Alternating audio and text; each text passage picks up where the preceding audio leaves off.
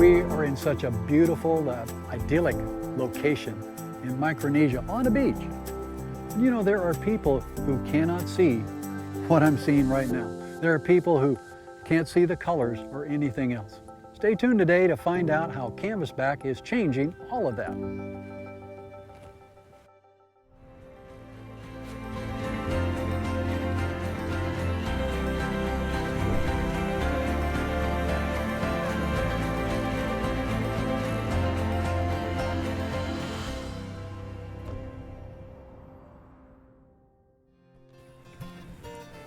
You know, I kind of like to call this section the anatomy of a volunteer. See, because Canvasback Mission, that's what makes the whole program work, is volunteers. People come from all over the country, all over the world sometimes, to join with Canvasback to help people in need. Especially in this case, focused on the islands, Micronesia. In this specific case, Pohnpei. In Pohnpei, the people can make $30, $50 a month. Why do these people leave lucrative practices? Why do they leave good paying jobs at home? Why do they leave family and friends, take all their vacation time and come here? We're going to find out today. See what makes these people tick. And I think what you're going to find is they all have a love to do something for somebody else. And in so doing, they gain so much to themselves. They gain an incredible blessing themselves. So stay tuned now. It's ready to see what these volunteers are doing in an amazing way.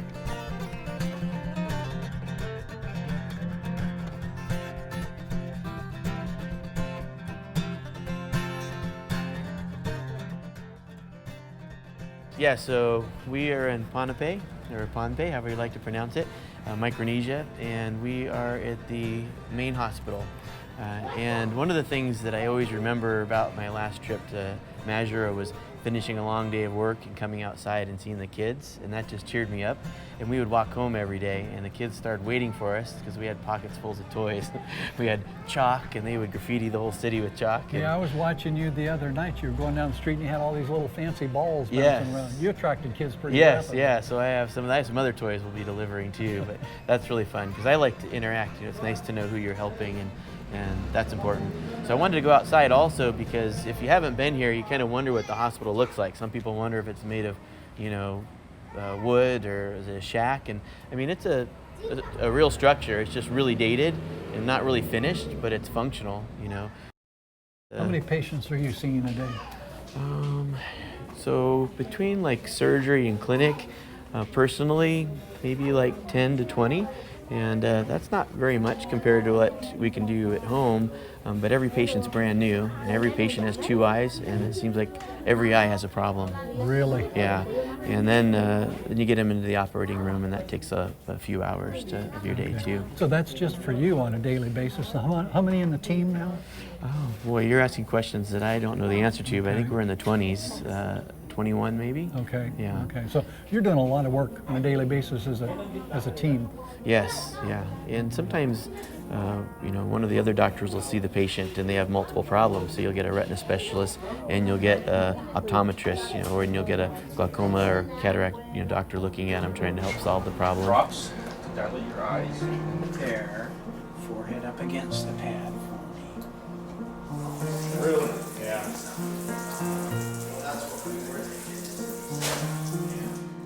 Well, give me a tutorial here. What are we putting on? So what we're putting on are hats. So we say don't forget to wear your hat to the party. That's to prevent hair from falling. And then we also wear booties.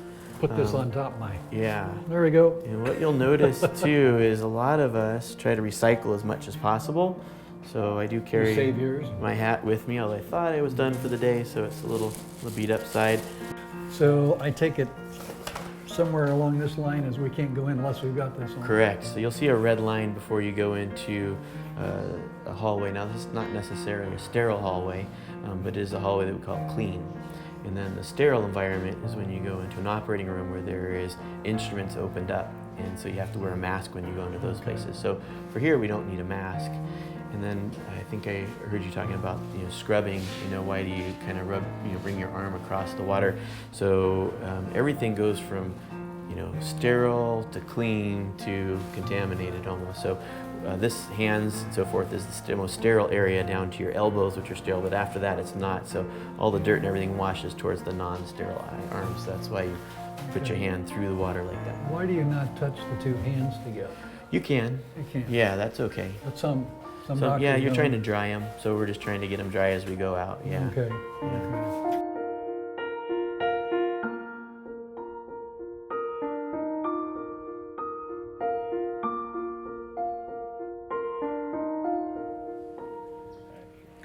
Well, you know, the beauty here of this island is incredible. Pohnpei.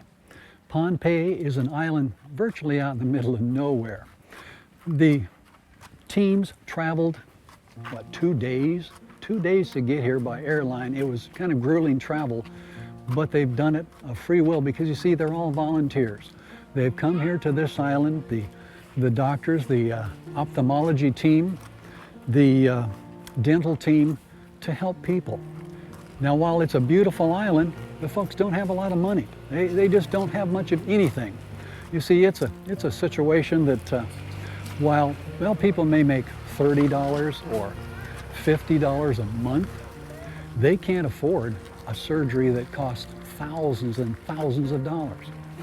There are people that go for maybe, well, I don't know, 20 years. 20 years they've gone without surgery on an eye that they've needed for 20 years. In the United States, I can't even begin to imagine how that happens, but it really does happen. I want you to check it out now. Just as we walk down the road here, look at this. Is just a simple neighborhood, but think about how could someone here afford a $10,000, $12,000 surgery?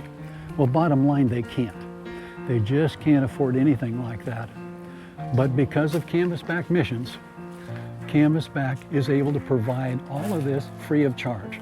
Now, I want to share with you today some amazing volunteers, stories of volunteers that just a little warm your heart, because people from every walk of life, but they were touched by God to come out here on their own, leave their practices, leave their homes, in some cases leave their families, and travel out here to help these dear people. And I love the smiles of the children and everyone. They are so happy when we come. They're so excited to see the teams.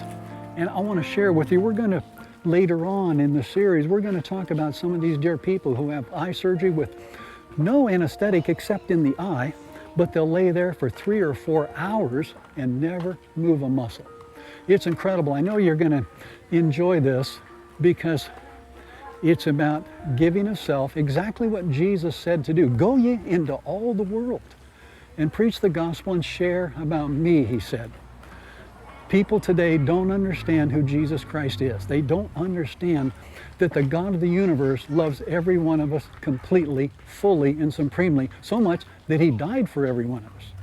And that's exactly what we're seeing here, is people who are coming and sharing Jesus with the world, sharing Jesus with the people of Pohnpei, really, so that they might know who Jesus is. You realize that in reality, when Jesus came to earth, he spent the greatest percentage of his time healing people.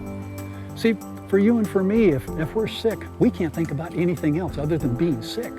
And here we are now in a situation to be able to share with these dear folks, heal them first, and then share Jesus Christ. And really, they see Jesus Christ in every one of us that have come on the team. So I want to thank you so much for watching today, and remember, Canvasback is doing amazing things around the world, changing hearts and lives, one miracle at a time.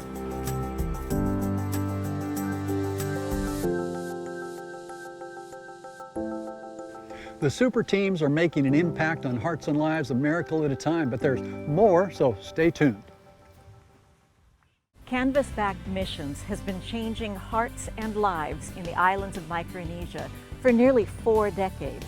Founders Jamie and Jackie Spence once ferried medical and dental teams by catamaran and ship across the Pacific Ocean. But when small hospitals were established on many island nations, the mode of operation changed, as did the needs of the people. To this day, however, these hospitals lack medical specialists to perform the most difficult surgeries. On an ongoing basis, Canvasback flies all volunteer super teams to the islands to conduct surgeries and to train local medical staff. Teams are usually comprised of specialists in the fields of gynecology, orthopedics, ophthalmology, ENT, dental, and others as needed. They dedicate 2 weeks of life-changing mission work to relieve the pain and suffering of the people. If you would like to volunteer for 2 weeks of life-changing work, log on to canvasback.org and follow the prompts to volunteer. Rabuti was born blind. That's right, he couldn't see at all. The entire family were his caregivers. Their lives were completely tied to the needs of their little son. The doctors at the hospital lacked the experience to provide him with surgical help. This situation continued for 6 long years. Making less than $100 per month, there was no way to ever afford the surgery. Even if they could fly off island, the surgery in another country could be $12,000. It looked like all hope was gone. Enter the Canvasback Super Team. Rabuti was examined and the surgery was performed. The day the bandages came off, he saw his parents and siblings for the very first time. He and the family were set free. There are more children like Rabuti who are in desperate need. You can change many lives. Please give sight to the blind. Log on to canvasback.org today to give your gift of love.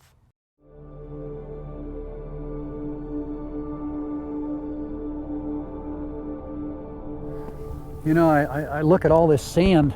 You think about this. A single grain of sand. I can't even hardly focus. The camera could probably never focus on a single grain hardly. But a single grain represents our time here on planet Earth. The Bible says 70, 70 years. Now, some may live longer, some less. Here in Pohnpei, they live less normally. Some of the other islands live far less than. I'm fortunate to be in the United States, and we tend to live longer. But even that, even if we live 80, 90 years, there is an end. There's an absolute end. We all die. We all age, grow older, and die. Now, the Bible records a couple of people that God translated in a marvelous way, but for the rest of us, unless Jesus actually comes soon, we all die.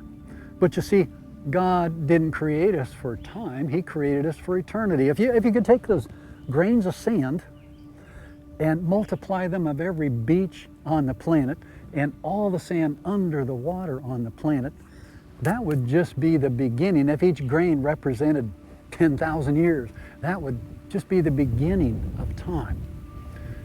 And here's the situation.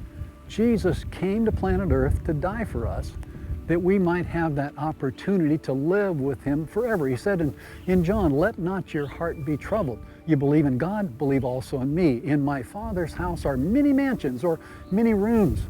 "If it were not so, I would have told you. He said, go to prepare a place for you. And if I go and prepare a place for you, I will come again and receive you to myself. And there you will be forever with God." I've got to admit, I've been a Star Trek fan. I grew up with Star Trek. But I'm looking forward to be a real Star Trekker. You see, God says He's going to come, take us up, pick us up, and take us with Him to heaven, where we'll spend eternity with Him. How does that happen? Well, in Revelation chapter 3, verse 21, God says, "To those who overcome, I'll grant to sit with me in my throne." You mean, Lord, I used to be a drug dealer, an alcoholic, and a thief, and I get to sit with you in your throne? And the Lord says, yes, when you confess me and give your heart to me.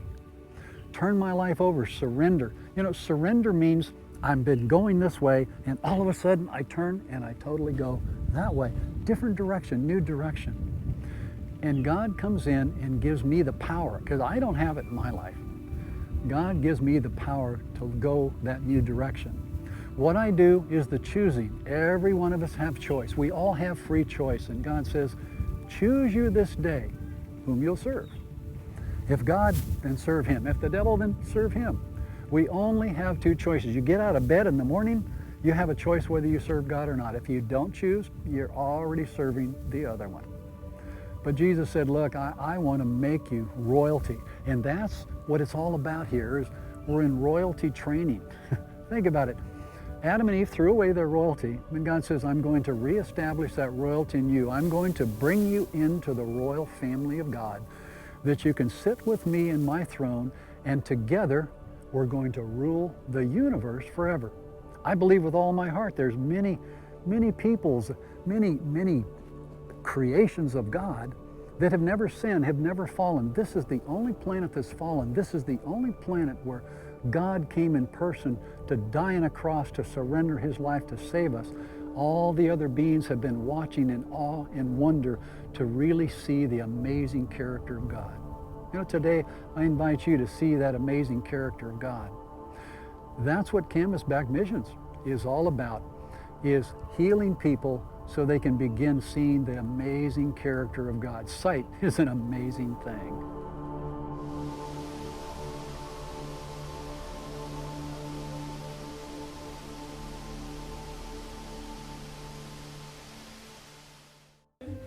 So what's the plan? I think you're asking originally. The plan is, I take it, we can't really cross into here until we have all of our sterile things on. Correct. So we need to have boots, shoe covers, and hats. And then Got my hat. Yeah, yes, I like that, by the way. So we're going to enter in here, and then I want to go over to the right where Sheila does our certified registered nurse anesthetist. Lead on. Is anesthetizing the eyes. Now, is this typical for to have an anesthetist do the eyes, or do you use other methods if you don't? If someone like she doesn't show up? Yeah, so we're actually pretty blessed to have her here because usually I'll do the numbing injection ahead of time, and that just is another time-consuming part for the doctor. So she's a numbing them for us so we can keep the flow going. She also is offered to do anesthesia if we need it, what's called monitored anesthesia care, and that's what we do in the States. So that means that an IV is placed and the patient is given sedation like Versed or maybe even something stronger like propofol. It's dissociative medication. So as we were talking about these patients coming in and laying on a table for maybe 4 hours, like a case yesterday, I mean, I don't know if I could lay on a table for 4 hours. I was going to say, I noticed that lady, we were watching her surgery, she didn't seem like she moved. I couldn't believe it. Yeah, she was uncomfortable though. She was telling us that she had trouble breathing because of the drape over her, and I don't blame her, but she didn't move, you're right. And that made a big difference and made the surgery much easier. So these patients aren't requiring that heavy sedation, which is really good because when you're given that sedation, there is a risk you might stop breathing, and there is a risk that your heart could stop. And we don't have them monitored. We don't have EKGs, and we don't have pulse oximeters and those other things. It would cost money, and we wouldn't be able to do this with just one nurse anesthetist like Sheila. We would have to have one with each patient. With every patient, and we just don't have that staffing. So if we were at a place that the patients were not stoic and were not willing to hold still through the surgery, we wouldn't be able to get the number of cases done that we're doing. Okay, so we go from here, then where do we go? So from here we go to the operating room. Now the hospital itself, I mean, it looks like a decent hospital. Why is this team needed? Right, so it is a decent hospital, and there's different levels of care you can give. There's primary care, secondary care, and then there's tertiary care. Tertiary care usually refers to the subspecialties, and we're one of the subspecialties. We, in retina, which is my subspecialty, which technically can even considered a subspecialty because we're a subspecialty of ophthalmology, is not the most, we don't have like the most common diseases that we treat most of the time. But here, where the diabetic rates are really high, it is pretty common, and unfortunately it's not completely treated. The conversation we're having with patients is that we could probably fix your eye, but it's going to require 2 to 3 surgeries. Now, since the team will not be here and you have to do that, what happens then? Right. So unfortunately, we're not doing those cases. Okay. Yeah. You just can't do those. Yeah, it would be higher risk than the benefit, because when oil's inside the eye, you can run into problems of inflammation, pressure going up, and there's no way for them to get it removed. Yes. Oh, what's that noise going on? Yeah, that is pretty annoying. It's pretty loud. It's pretty loud. It's pretty disturbing too if you're operating. I don't know if you can still hear me over it, but that is an air compressor, And that is one of the things that made retina surgery possible on these islands. And I really want to thank the retina doctor that came before me. He came out to do retinal surgery and he brought everything except an air compressor. And so when he went to do retinal surgery, we have to have a compressed gas to run the instrumentation, the cut rate. So when you do a vitrectomy, you have to cut out this gel from the eye. You can't just suck it out. And this is on a microscopic level. So air is used with springs to open and close and cut like 10,000 times a minute. These machines can open and cut. And unless you have air, you aren't going to run your machine. So when he got here, there was no way to run it. So I presented this problem to a company and they put together a solution and they tested it and it worked. And they gave me the specs on what to go buy for an air compressor. And so we shipped the air compressor down here and now we're on our second island using it. So that little annoying sound is what allows you to work. It is, it Praise is. the Lord. Yes, and I feel bad when it goes off. Like there was a C-section being done last night and there's a cataract surgery being done and then we're doing a retina surgery and that causes the machine to go off every time you use the retina machine. So it's pretty loud and disturbing.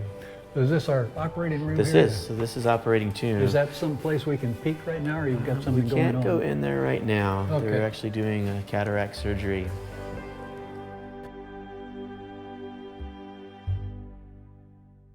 Can you imagine having most of your front teeth rotted out? They've been that way for years and you have no hope of relief because the area dentists don't have the special training needed to tackle such a major task. That was the situation of Senator Shelton. He heard our Canvasback super team was coming to the island and he decided to visit the clinic. Our dental specialist took one look at him and knew it would be a challenge because most of his mouth needed to be reconstructed. Our Canvasback super teams excel in the hard to accomplish category. It was a special training day for local dentists as they crowded around the chair observing, and it was a special day for the patient. When the task was finished, he looked 20 years younger. He told us his wife didn't even recognize him when he got home. Please join Canvasback and help bring smiles back to the island people. Go to canvasback.org.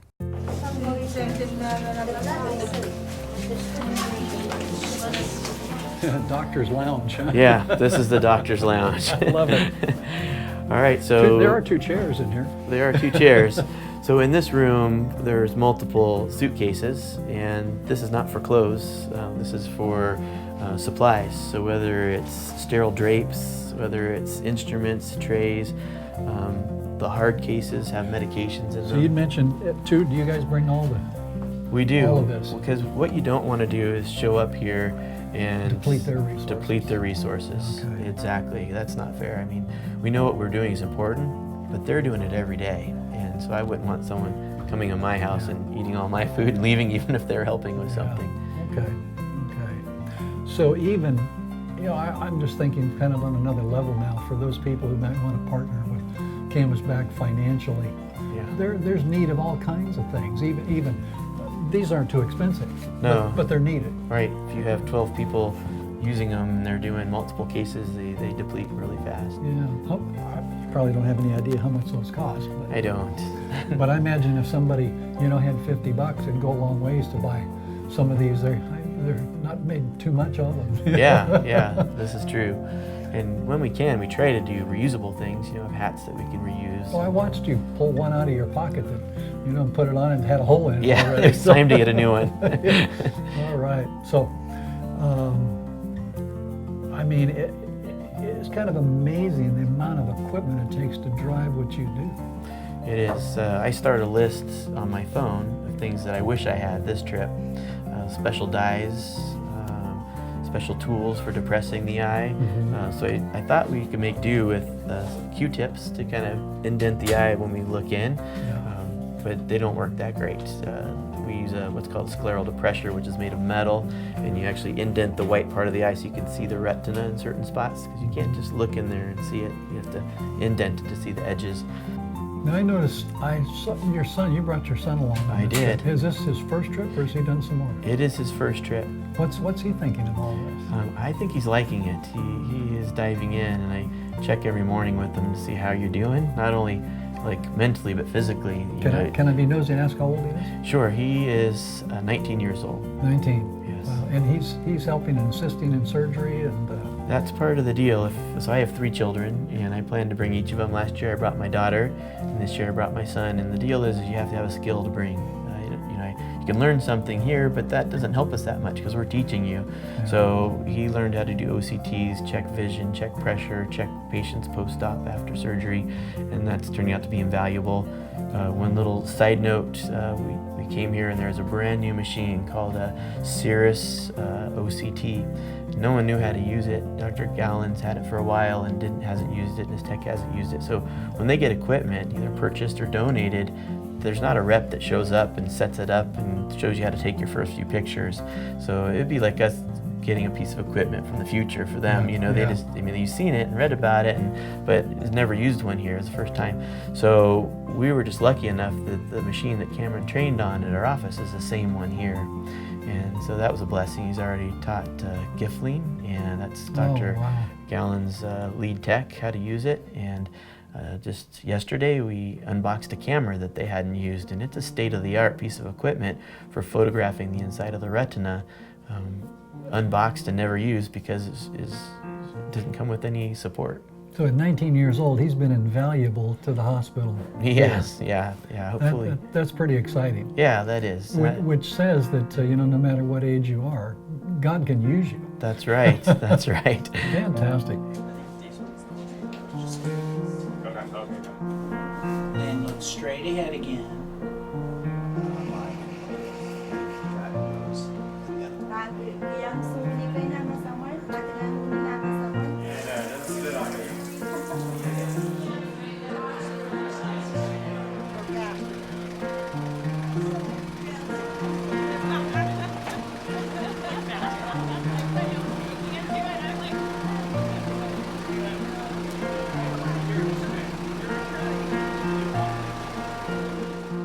My husband and I founded the ministry of Canvasback Missions 38 years ago to serve the island nations of the Pacific. From those humble beginnings, our medical and dental super teams have been changing lives and bringing hope to so many people. Our teams volunteer their time and resources, and all of our services are free, but it does take funding to make it all happen. That's where you come in. Your financial support is needed. Please join us in changing lives, one miracle at a time. You know, if you'd like to be a part of this exciting ministry, you can write us at Canvasback Missions, 940 Adams Street, Suite R, Benicia, California, 94510. You can also log on to canvasback.org or call us at 707-746-7828. Thank you for watching. Please join me again for another exciting island adventure. Remember, Canvasback is making an impact on hearts and lives, one miracle at a time.